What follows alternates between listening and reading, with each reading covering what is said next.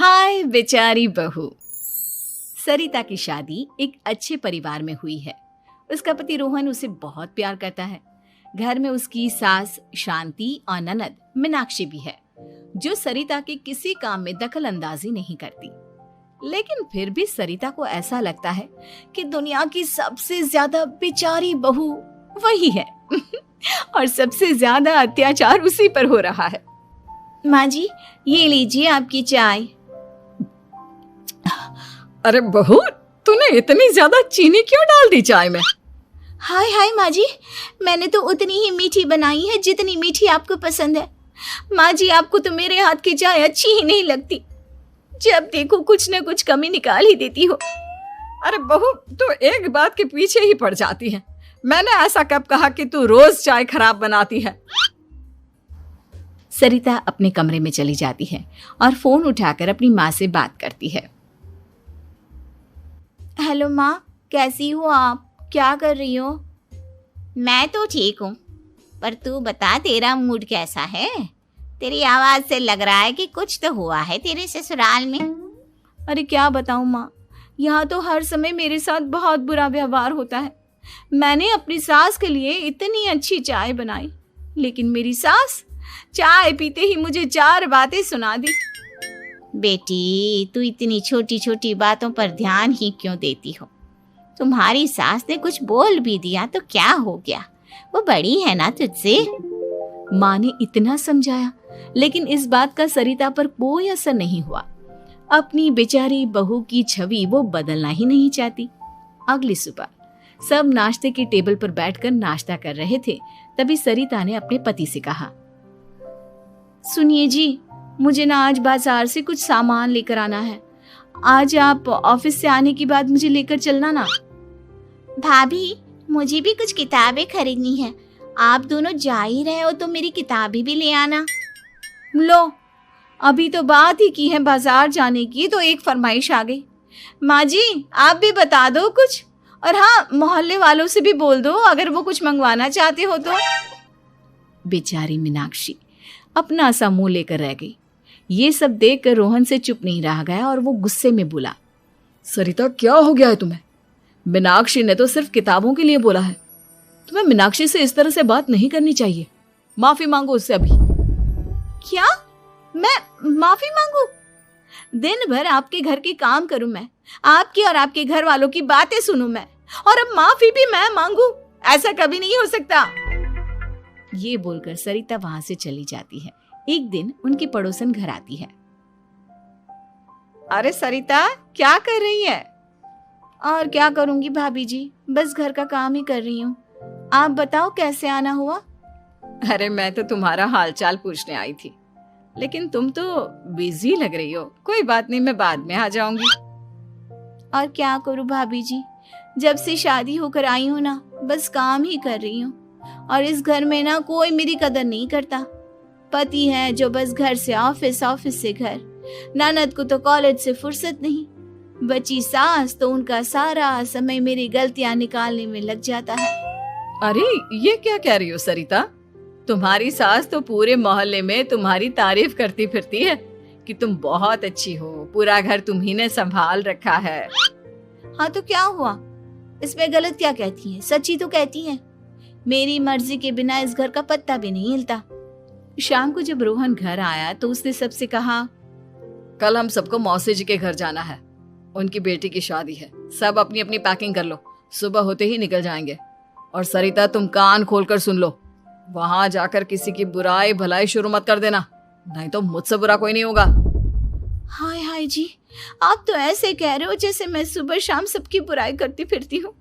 आज तक कोई कह नहीं सकता कि मैंने किसी के पीठ पीछे किसी के बारे में कोई बुरी बात बोली हो तो। अरे बस बहू, बात को और ज्यादा आगे मत बढ़ा। हमें सब पता है तू हमारे साथ क्या व्यवहार करती है। ये बात घर तक रखना, शादी में किसी को कुछ मत बोलना, नहीं तो सब कहेंगे कि शांति की बहू कितना बोलती है। हाँ हाँ, सब कुछ तो मैं ही बोलती हूँ ना। आप लोग तो हर समय फूलों की बारिश करते रहते हो मेरे ऊपर। सारी गलती मेरी है जो मैं इस घर में आई। सबका कितना ध्यान रखती हूँ, लेकिन फिर भी मेरी तो आप लोगों की नजर में कोई कदर ही नहीं है। अगली सुबह सब लोग मौसी जी के घर पर चले जाते हैं। वहां पर शादी का माहौल होता है, सब जगह चहल पहल होती है, बहुत सारे मेहमान आए हैं। सरिता को वहां बहुत अच्छा लग रहा है। वो अपने मन में सोचती है, यहाँ कितना अच्छा लग रहा है, कितनी रौनक है। मैं यहाँ किसी से ज्यादा बात नहीं करूंगी। अगर मेरे मुंह से कुछ ऐसा वैसा निकल गया तो रोहन जी तो मुझसे गुस्सा हो जाएंगी। सरिता ये सब सोच ही रही थी कि वहां रोहन की कजिन साक्षी आ गई और सरिता से बोली, आप सरिता भाभी हो ना? जितना आपके बारे में सुना था, आप तो उससे भी ज्यादा सुंदर हो। हाँ वो तो है, मेरी सुंदरता की तारीफ सब करते हैं। मेरे मायके में तो सब यही बोलते हैं कि रोहन जी की किस्मत बहुत अच्छी है जिन्हें मैं मिली। लेकिन आप कौन है? मैंने आपको पहचाना नहीं। मैं रोहन भैया की कजिन हूँ। आपकी शादी पर नहीं आ पाई थी ना, इसलिए आप मुझसे मिली नहीं कभी। शांति मौसी और मीनाक्षी आपकी बहुत तारीफ करते हैं। क्या कहा तुमने? मेरी तारीफ? कभी नहीं। मेरे ससुराल वाले कभी मेरी तारीफ कर ही नहीं सकते। मैं इतनी अच्छी हूँ, मेहनती हूँ, लेकिन उन्हें तो मेरी कदर ही नहीं। सारा दिन घर का काम करती हूँ, फिर भी मेरी सास ना मुझे सुनाती रहती है, और पति भी मेरी सास की साइड लेते हैं। ना कभी बाहर ले जाते हैं, ना कहीं घुमाने। अगर घुमाने के लिए कभी बोल भी देना तो उनकी बहन बीच में आ जाती है। मैं कैसे रह रही हूँ उस घर में, ये मैं ही जानती हूँ। सरिता की ये बातें सुनकर साक्षी को बड़ी हैरानी हुई।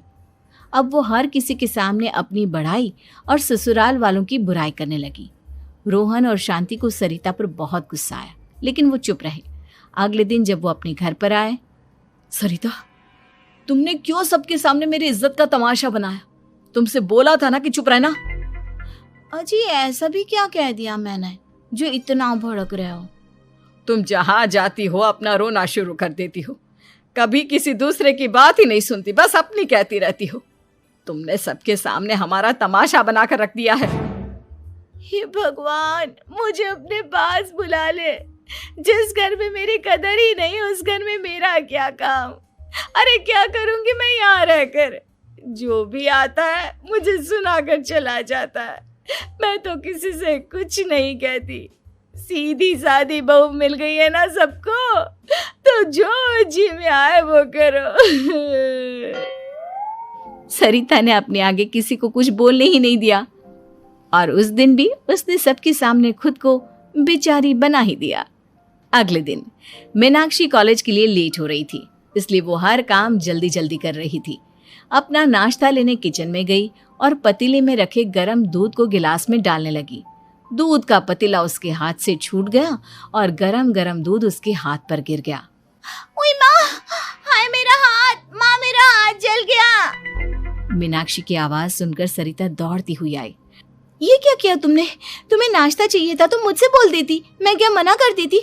अब पता नहीं कितने दिन की मुसीबत पाल ली तुमने। सरिता मीनाक्षी को उसके कमरे में ले गई और उसका बहुत ख्याल रखा। उसका इस तरह से ख्याल रखना शांति और रोहन को थोड़ा अजीब लगा। माँ, सरिता के दिमाग का भी कुछ पता नहीं। कल शादी में सबको इतना कुछ बोल कर आई है हमारे बारे में, और अब मीनाक्षी की कितनी अच्छी देखभाल कर रही है।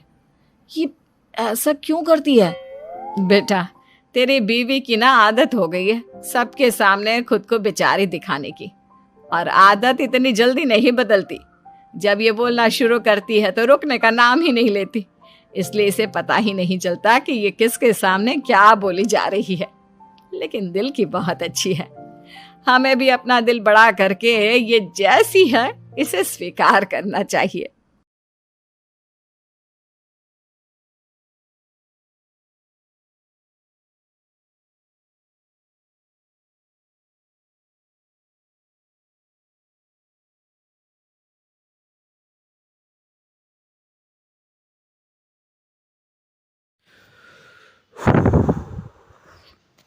अगर आपको ये वीडियो अच्छा लगता है तो प्लीज़ चैनल को सब्सक्राइब करें, इस वीडियो को लाइक करें और कमेंट करना हमें ना भूलें। बेस्ट पार्ट हमें ज़रूर कमेंट करें और इसी तरह की कई वीडियो देखने के लिए हमें प्रोत्साहित करें, क्योंकि इस तरह की वीडियो बनाने में बहुत मेहनत लगती है और बहुत सारी चीज़ें लिखनी पड़ती हैं, वॉइस ओवर करना पड़ता है, फिर वीडियो एडिटिंग होती है, तब जाके कहीं आपके पास वीडियोज़ आती हैं। तो प्लीज़ मेक श्योर कि आपने हमारे चैनल को लाइक किया होगा और हमारे फेसबुक, इंस्टाग्राम और क्या कहते हैं यूट्यूब, इन सभी चैनल्स का लिंक इसमें दिया हुआ है। आप इसको ज़रूर फॉलो कीजिएगा, ज़रूर चेकआउट कीजिएगा। Thank you.